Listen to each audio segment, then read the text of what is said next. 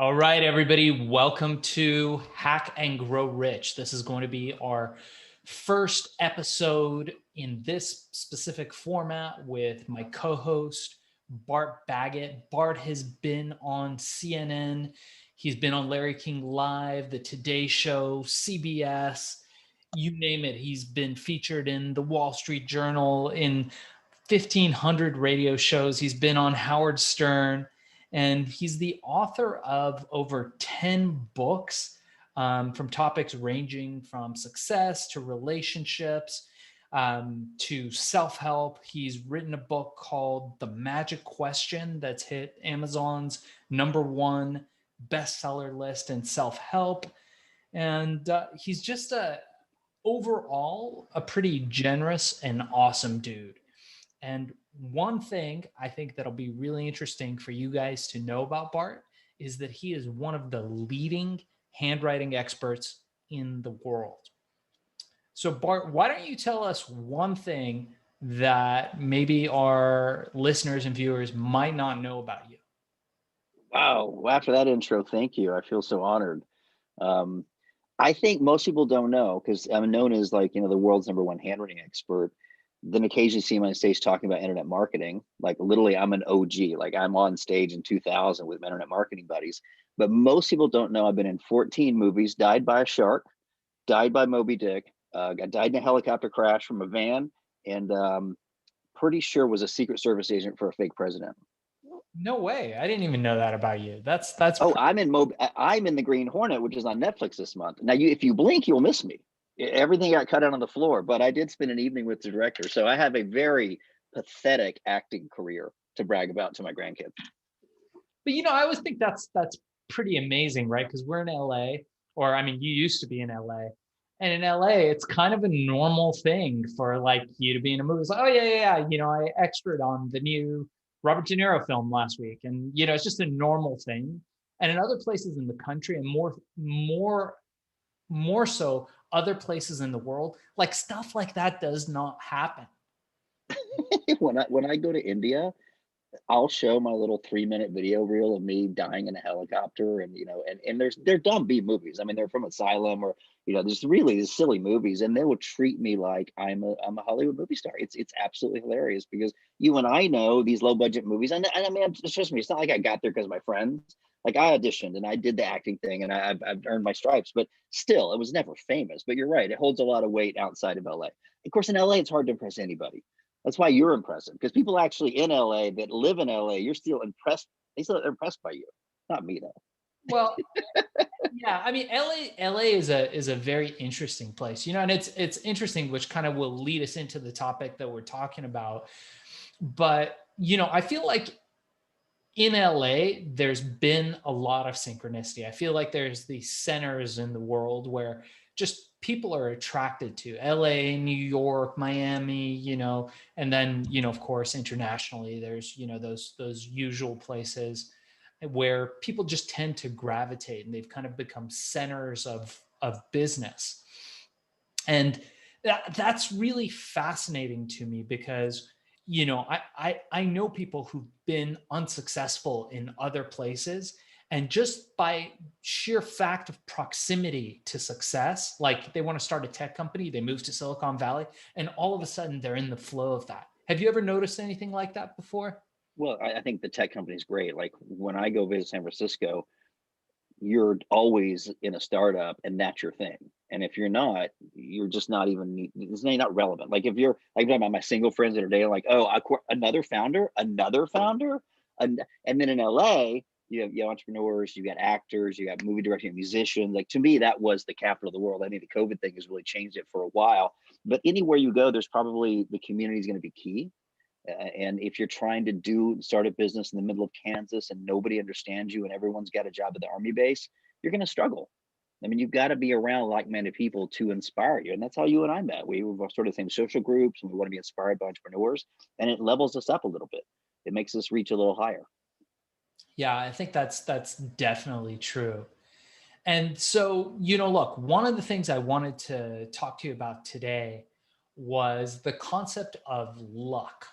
So I think both you and I have been very fortunate in our lives, and we've had a lot of opportunity that we have either forged or that's come our way, that's been a part of synchronicities that we've been involved in. Just us meeting was part of a pretty interesting synchronicity. And one of the things that, I was thinking about the other day, Bart, is what is luck? Like, is luck just a roll of the dice? Like, is it the cards we're dealt when we're born?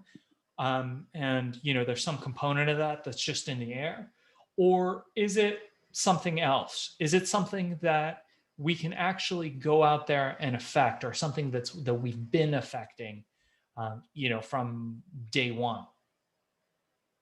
This is a pretty deep conversation. There's all the ways to look at this.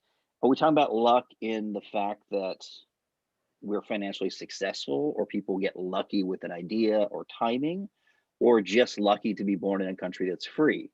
Because I would visit a friend of mine recently, and she reminded me that her and her family escaped from Cambodia, 35 years ago on a boat, on a dinghy, and came to America and didn't speak English. And she wakes up every day grateful just to be in America and not being shot at. And so that kind of like perspective is really humbling for the rest of us, that I was born here and just went to an average middle class school. And a lot of my friends from high school have pretty struggling lives, second divorces, working at Chili's, like they're just doing that thing.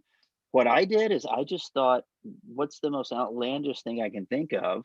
And let me go do that. And I wasn't afraid to fail. And I did it over and over and again, and kept getting up, getting up and getting kicked over and getting up. But yeah, I think there's a little bit of luck. I think the most definition people use, at least in the self-help community, is luck is preparedness meets opportunity. And a big example, when an opportunity, I screwed it up. When I was 21, I had published my first book. And this is back in 87, 99, something, 91. And I got a guy sitting in my living room, my dad, and he goes, "Hey, we can do this thing called an infomercial." And this is the same time like Tony Robbins started writing his infomercials. And I turned it down.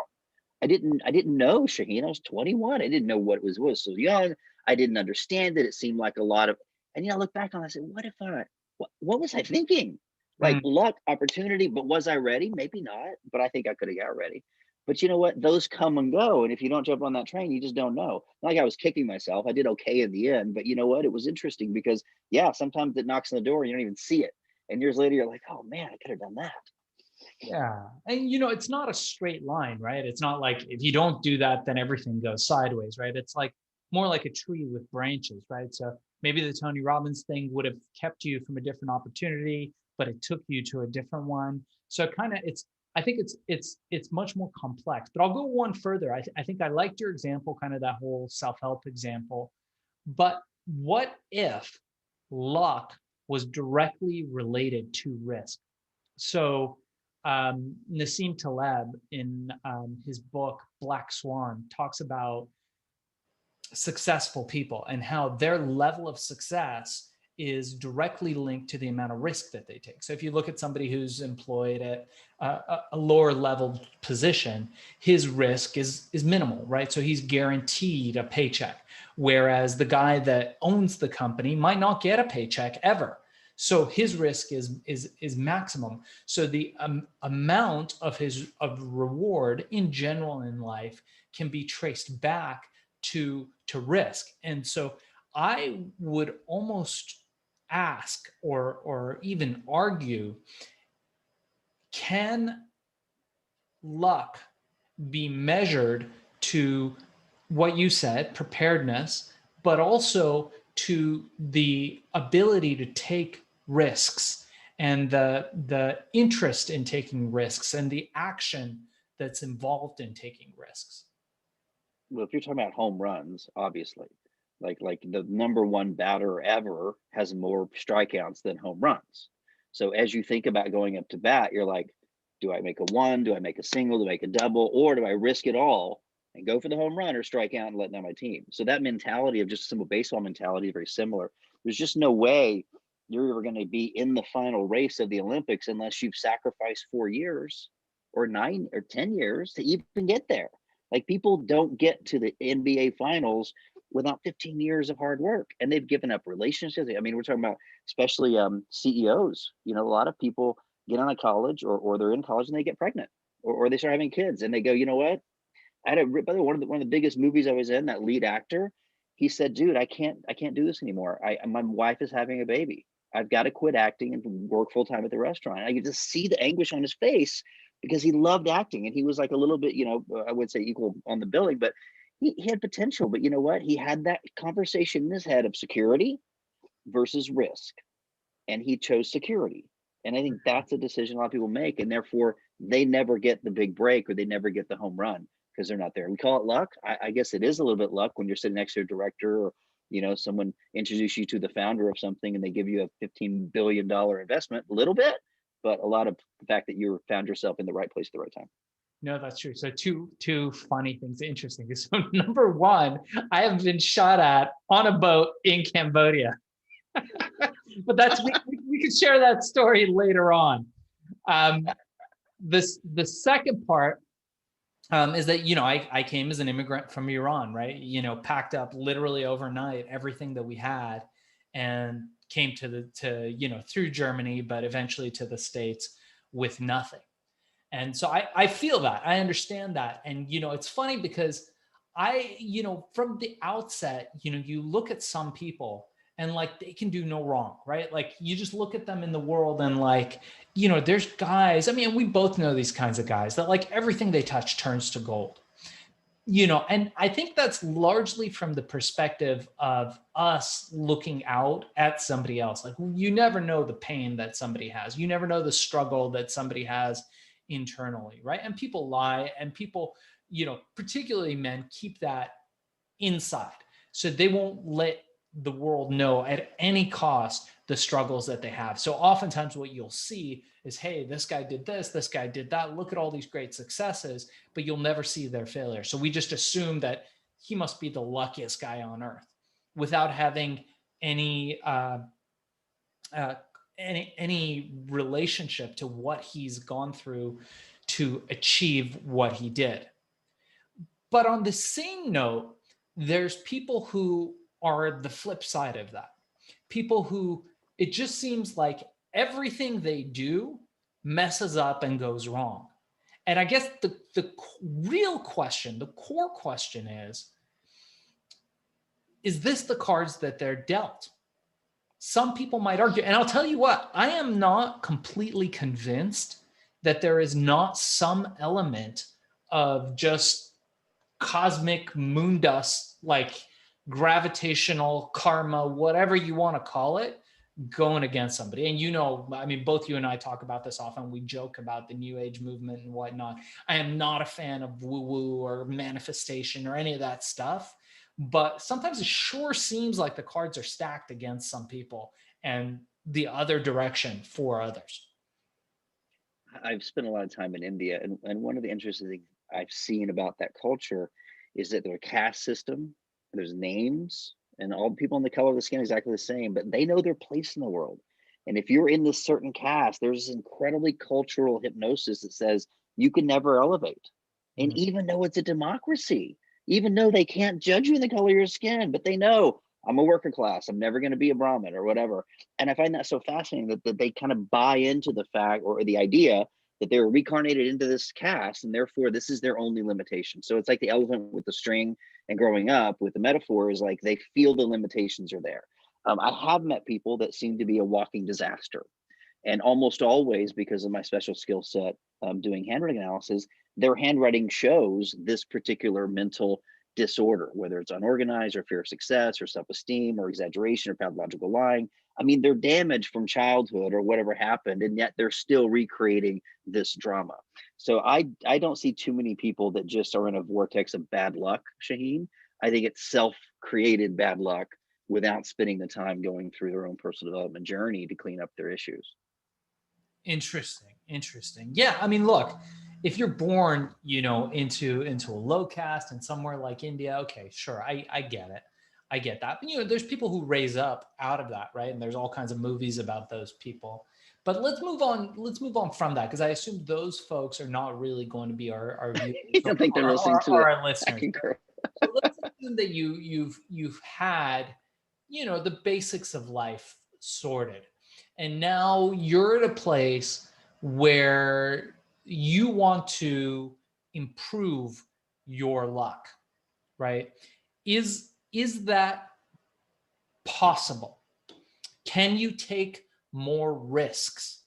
And it's funny because I've got friends who have started companies, and I've got friends that are entrepreneurs, and a lot of the time when I mention risk, they're like, okay, let's do it all in. And I'm like, whoa, whoa, whoa, wait a second.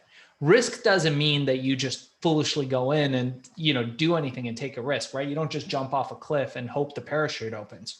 It entails taking educated risks, having many options to choose from, and having a process of thinking clearly and discerning. And when you do that, then it's okay to take those risks. I teach that often to my Amazon students, because the process of selling on Amazon is a little bit like voodoo. And this is what I mean by that. You cannot know if the product that you pick, the category that you pick, the time that you're choosing it, the supplier that you choose, all the stars are going to be in alignment. At any point, something could happen that could mess your whole flow up. So what do? Well, you could say, well, this isn't for me. I can't handle the stress. And some people do that and they get a job, like you're saying, and go wait tables or whatever. Good. Some of the rest of us are like, no, I want to take the risk. Let's go. Well, in that case, you need to have as much information as possible from the highest source that you can achieve that knowledge. And then you move forward making the decisions based on your best guess. And a lot of times it is a guess, right? It's a little bit voodoo. And I'll tell you, Bart, the difference between the students that succeed and the students that fail, the ones that really make it and the ones that go nowhere or don't go anywhere big, is really the not that they pick the right things and they roll the dice and it hits the right number, or they put the ball, the little spinny ball hits in the right color. It's the fact that regardless of what happens, they continually change and improve. They continually fix what's wrong and they tweak it until they get what they want out of it. And I feel like that's really a metaphor for life and how life operates, because you'll go play the game and it's very much so unlike jumping out of an airplane, because jumping out of an airplane, you either land or you die.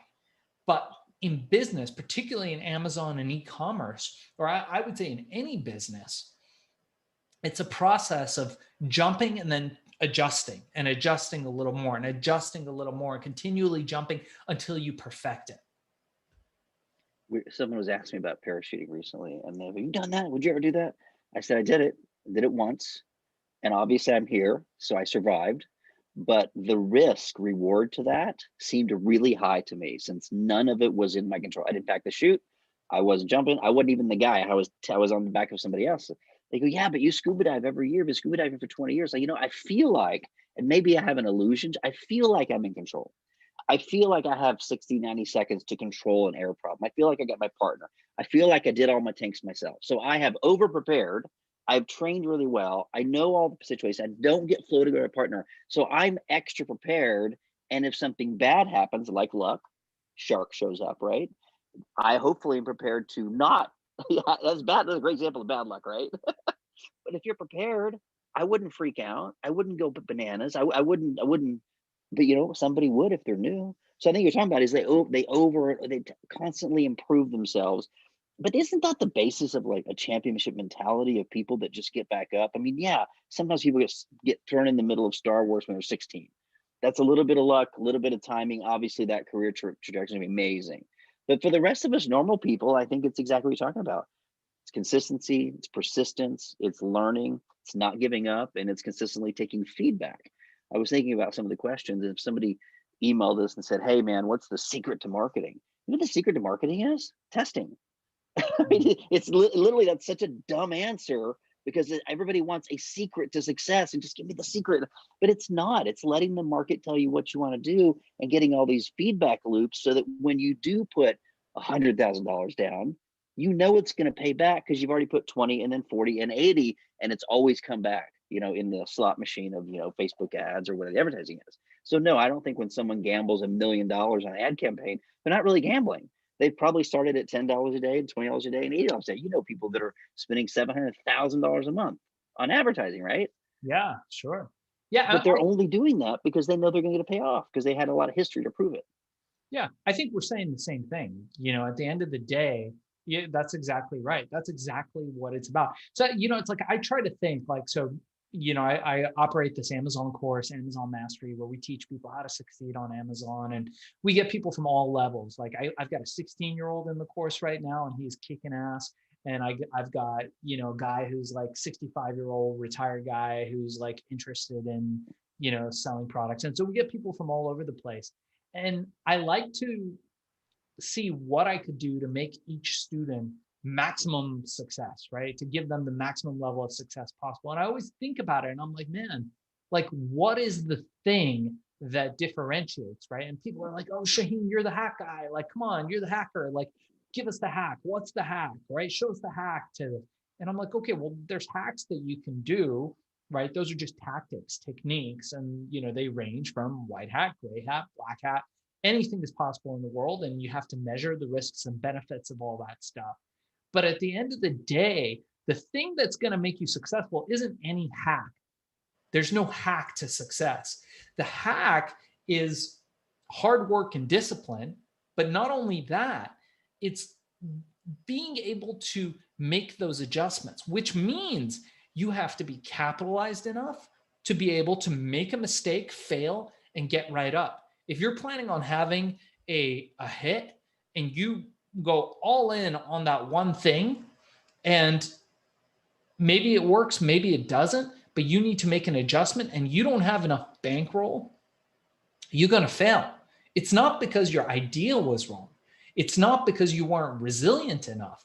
It was because you just did not have enough capital. You didn't give yourself enough bandwidth, enough space in order to make that happen. I remember back in the day, back with our friend Stuart Wilde, who wrote The Trick to Money is Having Some. He was a friend of mine. We talked about him previously. We used to go out to casinos, and Stuart invented this thing called Mongolian blackjack, where he developed this system, which was kind of like part mentalism, part like weird spiritualism, and part just card counting. he was a brilliant guy, but he really knew how to count cards. And we would go into these casinos in groups. Everybody would break off so they wouldn't think we were a clique. And we would use his systems, and because we all knew how to count cards. But the important thing when you play in blackjack, and I'll tell you a funny story about that too. He had some crazy techniques. But the important thing when you're playing blackjack, aside from knowing what you're doing, which is very simple to learn, his techniques at least were, is having enough bankroll so that you can weather the storm and come out a winner. And that's one of the key things. So I'll tell you a funny story. So one of his favorite things to do is when a table got stagnant and you wanted to change the dealer, that's kind of the energy gets stagnant. I don't know what that means per se, but you could feel it when you get somewhere and it just doesn't feel right anymore at the table. This is yet another esoteric thing. So one of the hallmarks of what we would do when we would go to these places is we would always order a V8. I don't know. Do they still make V8? Is that still a thing? They do make V8. So carrot, it has celery, which is not my favorite, but they make it. Tomato juice, right? So you would put the V8 on the table and then you would start playing. And if things did not go your way, you would start to get very clumsy and so funny. Tip over the table and spill the V8. And this would devastate all the players on the table. Whatever the hand was, they could no longer play it. They couldn't kick you out because it was an honest mistake. And they would have to clean the table and change the dealer. And it was an amazing, this is a hack. This was an amazing hack. A total hack. Yeah. It's a break in the action. You got the house rules. You got to stop cleaning up. Got to count all the money. You got to replay the camera. Yeah, it takes a while. It breaks the energy. It's a state break. Yeah. In NLP, it's what we call a pattern interrupt. Yeah. And so this was just, one of the many things that, that we did in those days to kind of, break things up, break the pattern, and it was fun. But at the end of the day, just my point is this, that you have to make sure that you have enough space. So I have a lot of people now coming through wanting to join the course, and we handpick all the people from the course right now. So if someone's going to be joining Amazon Mastery, we're there, interviewing each person, making sure it's right for them. And we do reject a lot of people. A lot of people don't get in. And some of the time, what I see is people have enough money for the course, they have enough money for the product, but if it doesn't work, that's it. And you You mean got that they have no endurance? They couldn't couldn't do a second product. yeah. Their Well, bankroll's too small to really make this a side hustle. that's right. And so, I tell them to go back to foundational thinking. Go do whatever you have to do to make the money so you can be comfortable and relax, sit back and let the business work for you. And when you do that, you're going to succeed even more. Why? Because you're not worried every day, like, oh my God, am I going to lose this money? It's whatever. It's going to be whatever. It's going to be like, hey, I got this money set aside to succeed on Amazon. It'll be there. I'm going to keep trying it. I'm going to make it succeed. And you're not worried about that being your last $1,000. And if it's gone, it's gone. And oh my God, what's going to happen? And it's the people who don't worry. It's one of these great ironies that succeed more than the people who have less, who are more worried about it. It's like that concept that you and I were talking about, how money is attracted to money. Mm-hmm. And it's funny. I think that principle is really, a universal principle. Like back in the day when I was hanging out with movie stars and famous people and, all those kinds of things, I don't do too much of that anymore. But, back in the day when I did, the funniest thing is it's like every single one of these things is a club, right? So you're hanging out with billionaires. Like if you're a billionaire, other billionaires want to be around you. It's like, why? Like they could be around anybody, but no, you just join the club. If you're famous and there's other famous people, they hang out with other famous people. That's why you see 10 or 20 famous people together, because it's like, oh, you're famous, right? And then there's that crossing, right? So rich people hang out with famous people hang out with rich people. It's like you're part of the club. Was it your story you told me you used to go down and hang out at a certain hotel in Santa Monica and just be around affluent people? Or was that Stuart Welk? I feel like you told me that story because you lived in Santa Monica and it was just, you were just there and you just kept running into interesting people. Yeah, we talk about that a lot. And yeah, that's absolutely another one of the cool things about Stuart that, he taught us is like, he's like, look, if you don't have any money, fake it till you make it. Why? Mm-hmm. Because you replicate in your mind the feeling of being wealthy. And the mind sometimes can be tricked into not knowing the difference. So what's the cost of walking into a Ferrari dealership and sitting in the cars, if they let you, and smelling the leather? In looking at the paint and visualizing yourself in that car, right? Doesn't cost anything. What's the cost of sitting pre-COVID, or now that COVID's almost over, I'm hoping, in a fancy hotel, in the fanciest hotel in town, and ordering a coffee, right? I mean, $5, $10, what is it? $10, $11 with a tip, right? You pay $11, you sit there all day. You get your journal, you get your phone, they got Wi-Fi. It's fantastic. It's the best $11 you'll ever spend. But now you're part of the club. And that's, what I did in the early days. I really hate to use the word energy. Like to me, that's a little foo-foo, but I don't know how else to say it except there's a comfort level. And since energy and light is vibration, so there's some science behind vibrations and music like that. But if you get, for example, my father says, ever since I was a kid, I've had a $2 bill in my pocket because I never ever wanted to be broke. Ever, ever, ever. This is like 1950s, right? And so for a while, I kept a $100 bill in my pocket. It was very interesting because I never felt broke. And feeling broke makes you make poor decisions, or I can't do that, or I can't buy that, or she would never go out with me, or whatever. So having the feeling of the internal dialogue of wealthy people is one of the keys to shifting that. Like, interesting story, this weekend I spent with some friends from Los Angeles, and one of them was young, not very wealthy, real job. One of them was actually doing really, really well as an attorney, making a lot of money as far as our concerns, but she still had the mentality of a street girl because she grew up really poor, grew up with like crackhead parents, and she'll tell you these stories. And she kept saying things, oh, that's such a privileged white thing to say, or that's such a rich person thing to say. And I was like, well, thank you. I'd like to think like a rich person, but instead of saying, yes, I've coached myself out of middle class, I've coached myself to say these things. I'm like, yeah, we could afford that, or we'll just shift hotels, or like, I want to say that because I want to think like the wealthy people. But the thoughts came way before the money did, Shaheen. I had to change my beliefs, change my thoughts, change my dialogue. And it's interesting because you can't coach your friends, right? I couldn't stop and like coach your language at lunch because, your friends don't listen to you. But it's kind of sad because you're like, you literally change your language, and maybe you will perceive that you already have, you know hundreds of thousands of dollars coming through your fingers. Now, how do you coach your friends? You don't really. You have to kind of wait till they raise their hand and say, let me see, can you help me? You can't. You Yeah, somebody has to want to change, and they have to take the action to do that. I've read probably thousands of books by now, right? I love books. Yeah, I definitely read thousands of books. And when you think about it, I used to gift people books. I don't really do that anymore. Why? Well, what's the investment in a book these days? 20 bucks, 30 bucks maybe, right? Most books are even less. Ebooks, 10 bucks. If that person isn't willing to make the investment into buying that book, they're probably not going to read it, right? Then you're just sending them a paperweight. So the other person is going to want to is needs to take some initiative. And I will go further to say that initiative needs to cost them. There has to be an effort expended in order for them to find the full benefit from that. You get more benefit when you pay for something.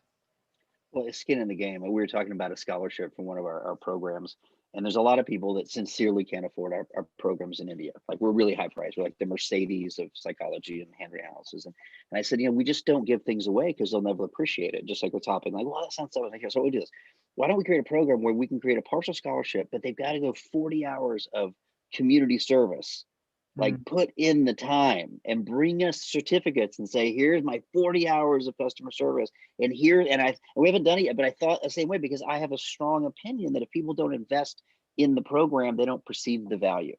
And so, in fact, it leads to a couple of questions. We can go to email anytime. We've got a lot of questions for us today. But that is an interesting thing, is people need to put skin in the game. And that's why some parents don't just give their kids money. They make them work and make them mow lawns, and they make them do the hard work because the parents know the value of money. And then some kids with silver spoons them out end up, overdoing on drugs when they're 25. So it's a hard thing. I don't have kids like you do, but it's got to be a similar conversation about how much do you give out of love and how much do you hold back out of the fact that you need to create your own muscle. Yeah, that's interesting. With my kid, I do, my wife and I, we basically do what both of our parents did, which I think works marvelously, right? Okay, so the whole allowance thing is really a Western American thing. We don't have that in Eastern culture, particularly Middle Eastern culture where I come from. So the going line for us, how we were raised, and which I do with my son also, is whatever you need in life, mom and dad will buy it for you. No question. You need money? I'll give you money. What do you want to buy? Right. But I know that you are smart enough and you have the discernment to know what is necessary, what you need, and what you want, and what you need right now. And you know that you don't get everything that you want just because you want it. And it works marvelously. Whereas other kids, get allowances. Our kid, you need money, you want to buy something, I'll buy it for you. It's not just that we're wealthy and we have money. It's the fact that it sets up a different mindset. It doesn't set up a mindset of lack, but rather one of fostering trust and intelligence. And that he's smart enough to be on the team.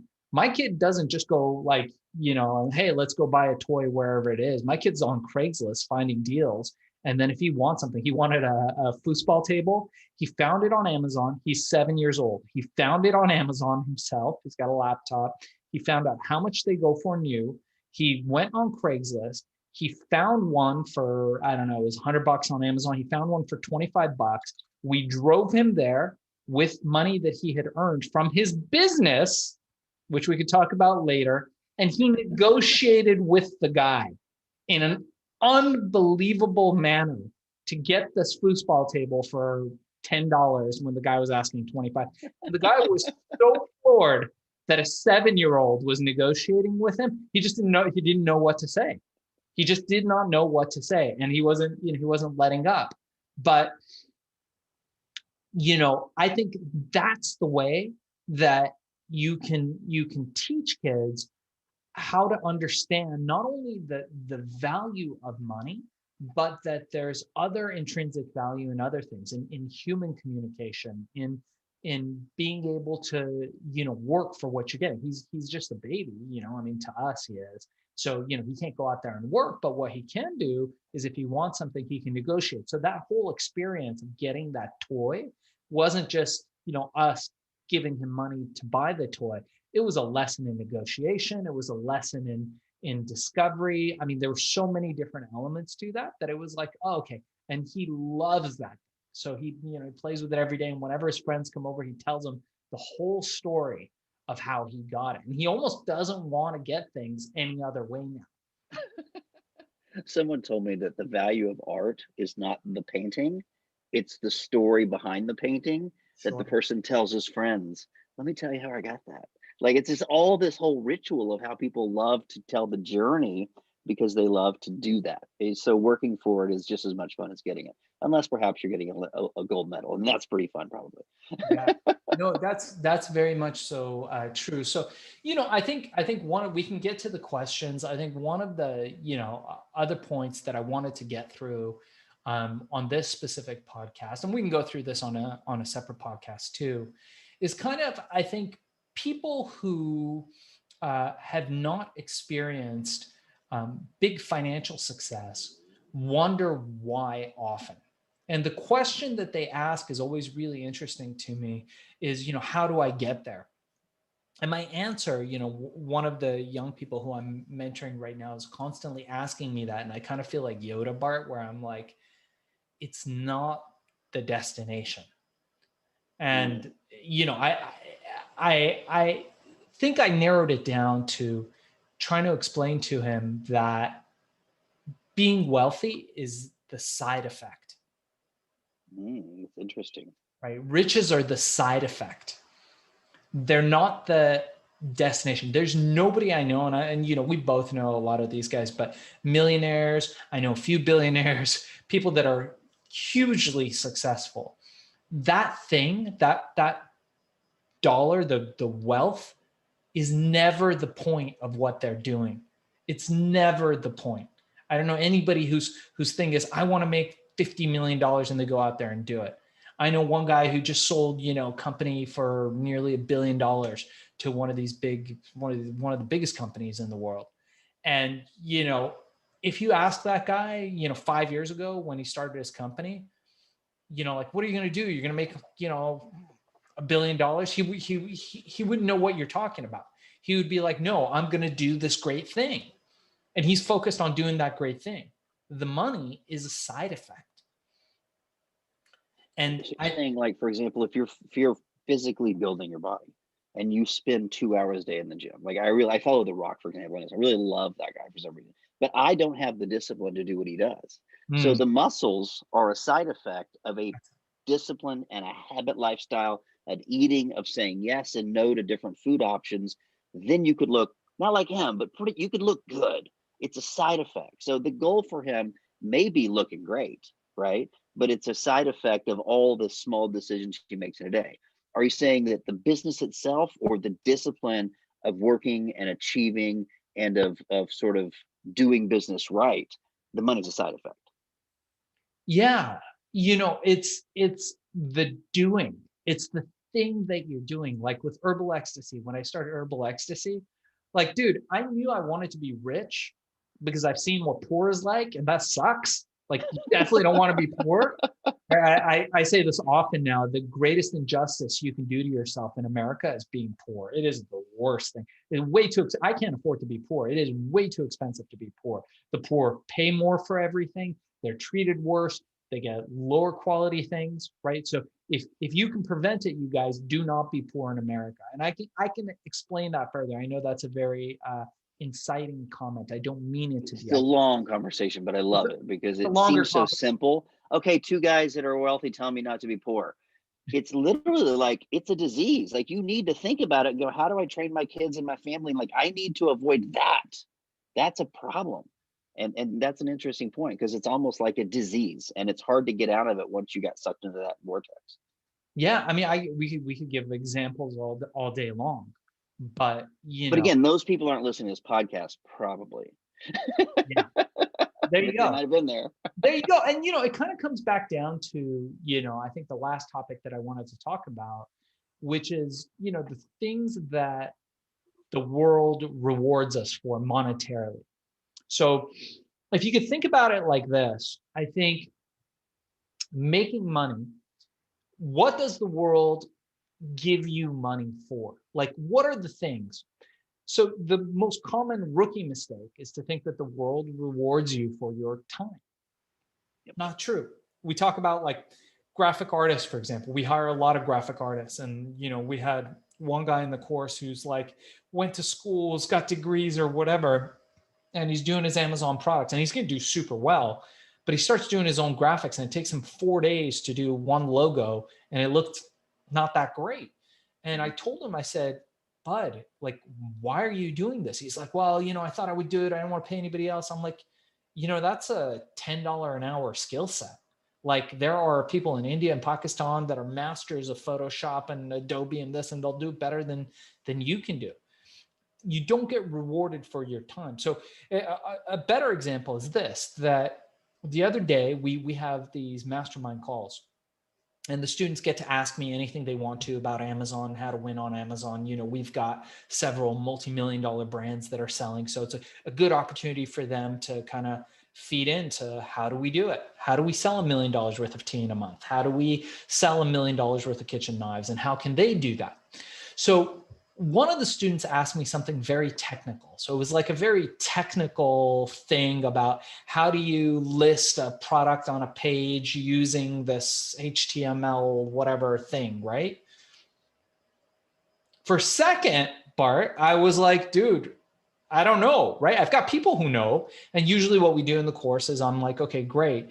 I'm going to put you on with Steve or Alan or one of my top guys or the top Amazon guys in the world. And they love doing that technical stuff and they'll deal with it.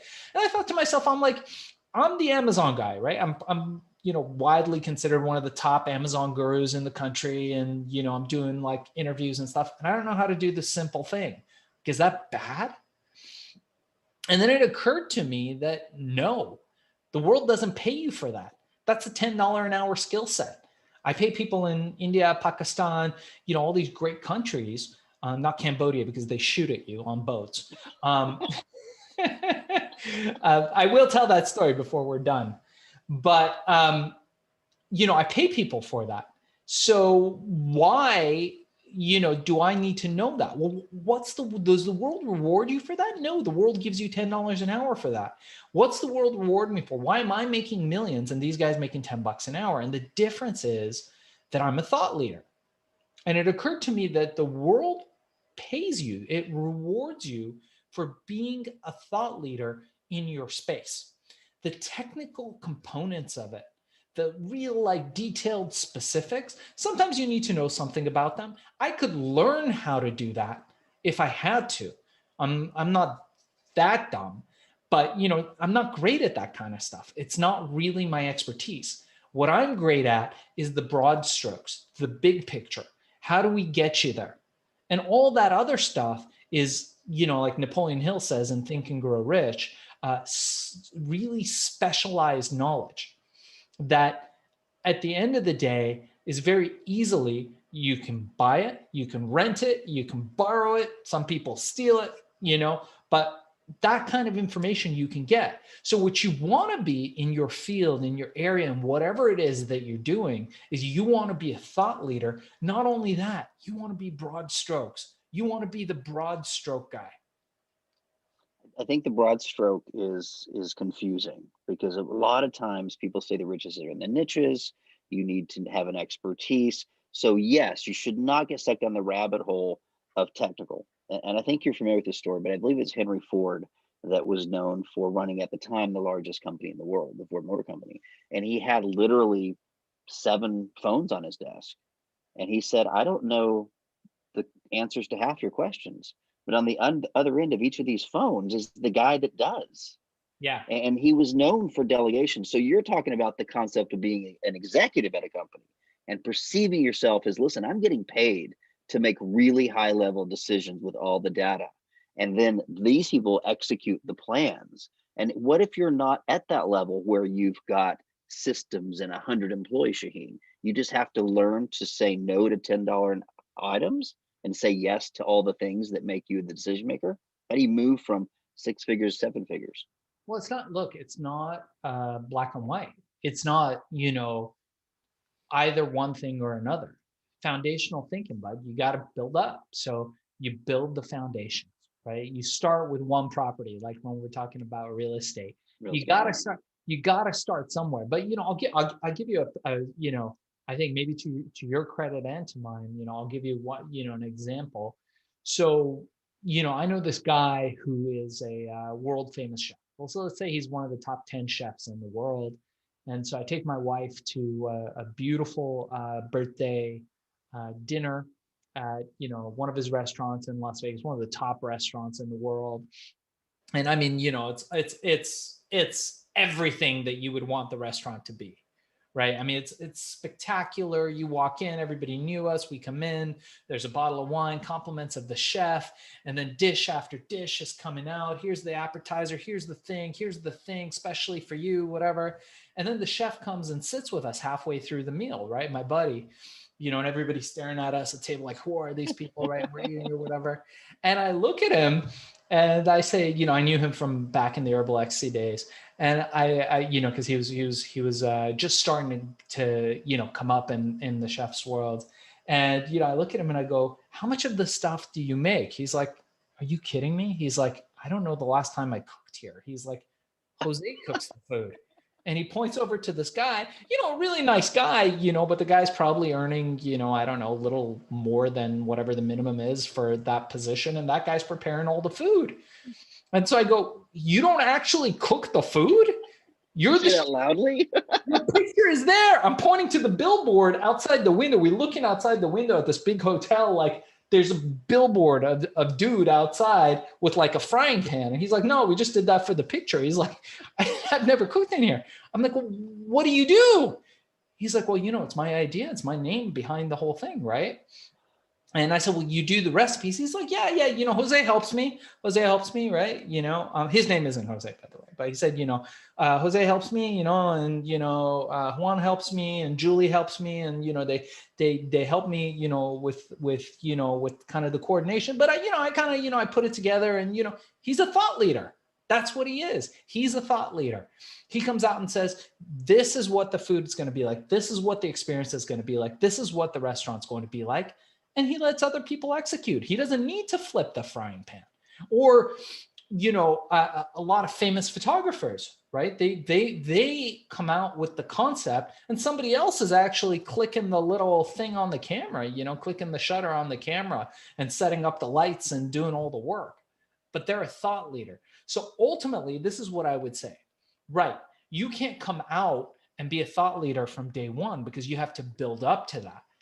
But you can make that the ultimate goal of where you want to be in whatever category you're in whatever business you're in. You could say, I am going to be the leader in that category. And ultimately, that's what you build to or towards. I think in any industry, if you had an employee that you got at 21, like the casino business, to go back to the blackjack, they would love you to learn all the rules in the casino before they promote you to executive. Like they would love that. Or if you're in the the gaming division, they want you to play blackjack and poker because you need to kind of understand where your employer's at. But if you're going to run the Mirage, for example, you don't necessarily have to have dealt cards. You just need to understand on a broad level all these different puzzles of it. But you're not going to jump in day one and own $1 billion casino. You're going to start a restaurant or a website, or you're going to start, whatever podcast you're doing, and you're going to learn all the little roles. Like I know every role on a movie set, but they won't let me touch the lights because that he's on the union. And I probably shouldn't be because I don't really know what kind of size light bulb that is, right? But the director doesn't need to know the size light bulb either, because the art director has it handled, the DP, the director of photography. So I think that's delegation at the best. I mean, it is our audience leaders and CEOs, because I'm thinking that's just so important, because really you're getting paid to make smart strategic decisions and decide who's going to execute them. And of course, if you have the charisma to get the team to follow you with stuff beyond money, you'll keep them around forever. I know we've had long conversations on different shows about your ability to maintain your employees all around the world, your real estate business, and you're so good to them that they come back. Your factories in China, they get you on the phone and say, thank you for the gift packet. You didn't have to do that. So it's not just the money, it's the ability to hold those relationships over time. But Shaahin, I know you did not give yourself credit, but you built a team of people to help you achieve this dream. Not everybody takes the time to send gift baskets and keep their team happy. Yeah, that's true. That's true. And at the end of the day, you want to be at a place where you're doing what I'm doing. And most days, the work that I do is making decisions, making tricky decisions, making important decisions that can impact the business. So thinking through difficult problems is work, but that's what the universe, the world, whatever you want to call it, rewards you for. So me sitting in a quiet place and writing in a journal or going for a walk, people are like, what are you doing? I'm like, I'm working. Why am I working? Well, because I am working through a difficult problem. Or maybe I'm just allowing myself time so I can have bandwidth to solve that problem. And there are days where I just make one decision. And that one decision is more impactful than anything else I do the rest of the week, the rest of the month, the rest of the year. And that's work. That's the work that the world rewards you for. But that's the decision that only you could make. Most of your employees couldn't have made that decision correctly, and nor would they have the guts to try it. And those are some of the decisions, even like coaches versus head football coaches versus owners. Like, they have to make decisions that are really, really challenging, and they get rewarded for it handsomely if they get it right. And if they get it wrong, they're the Jacksonville Jaguars. That's right. Which brings us back to where full circle to risk, right? And building your own luck. So you take calculated risks, you build your own luck, and you find yourself in a place where you can spend your day making tricky decisions. You want to get some email, or do you want to get some questions? I mean, we have gone a Let's good do it. 45 minutes. Let's do a couple. Let's do a Pick your couple two here. favorite ones. This is from Danny Zell in Sydney, Australia. He says, what's the fastest way to grow and hack an online guitar teaching business? He said, my entire touring music career got sidelined during COVID. Most students are Zoom, but it's a bunch of long days in front of the camera. So he's a teacher, like us. He's a teacher, like us. Yeah. But I don't teach one-on-one. Do you? No, but I mentor people one-on-one. It just depends. Sometimes. Okay. So how do you get a guitar teacher to scale up into like six figures, is what he's looking for, and replace that touring income? Yeah, I think he's got the right idea as far as wanting to start a business. We talk about diversifying and diversity as far as, what your businesses are. So you have your job, that's one pillar of the foundation, right? And so now he's thinking of starting a business. That can be pillar two, diversifying, maybe putting some of that money into real estate and then some into the market. And you can have nice 4 pillars of diversity where you can be in a good place financially. So as far as, the musical instrument business, that's fantastic. And I would actually look at what other channels you could sell that in. And then, like we talked about, riches are in the niches. Go as niche as you can. So if you're going guitar, think about guitar strings. If you're thinking about guitar strings, I don't know, think about guitar picks. If you're thinking about guitar picks, think about picks for I don't know, disabled guitar players. Whatever that niche is, you want to narrow it down as much as possible and find the area. And we teach this in our Amazon course.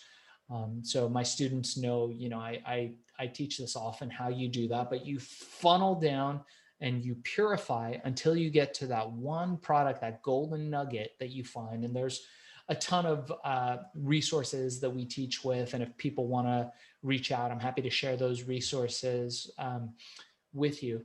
But you do the research, you narrow down the niche, and you find that one product that's got vulnerabilities in the market, that the competition is weak.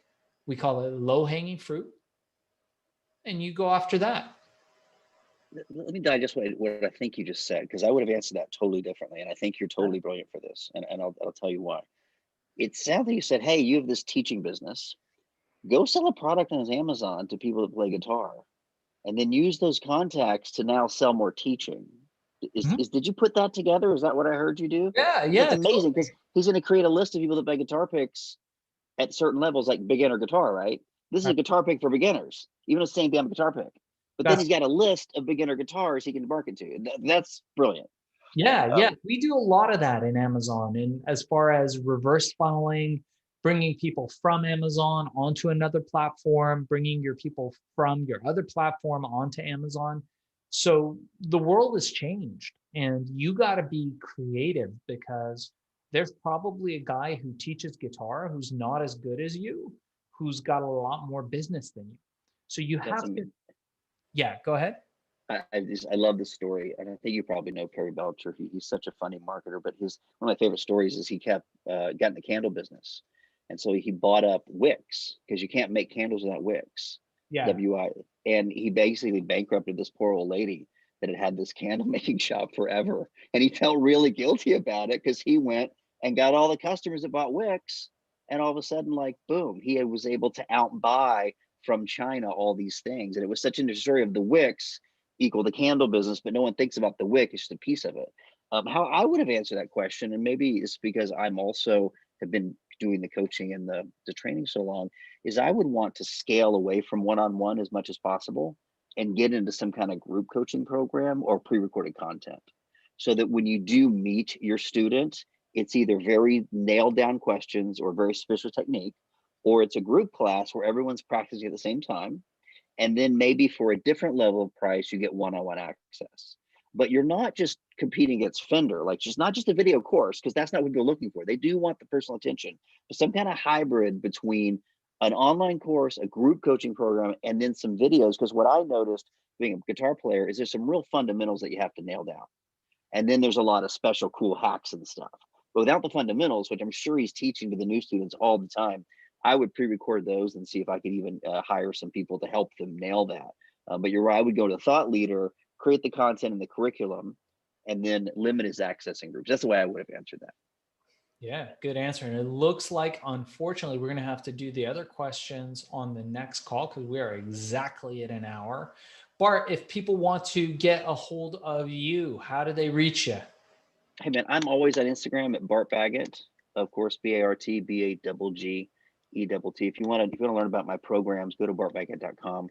Our latest program is our Life Design by Prism.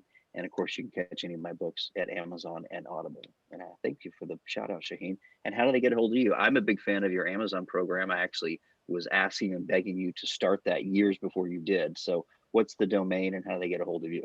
Yeah, so you can always go to ShaahinCheyene.com if you're interested in my book or my other podcast. It's thrillpillcult.com. And we'll share all of this, including Bart's info, in the show notes. Additionally, you can go to FBAsellercourse.com, which is another one there. And you can always reach out to me. And my email will be there in the show notes. I respond to every single email and make sure that everybody gets a response. It might take me a little while to get back to you, but I will get back to you. And thank you for joining us. Make sure to like and comment if you are on YouTube, and click the subscribe button, subscribe to the channel. And if there's anything else, keep us posted, reach out. All right. Thank you so much, Bart. Thanks, everybody. Have a great night.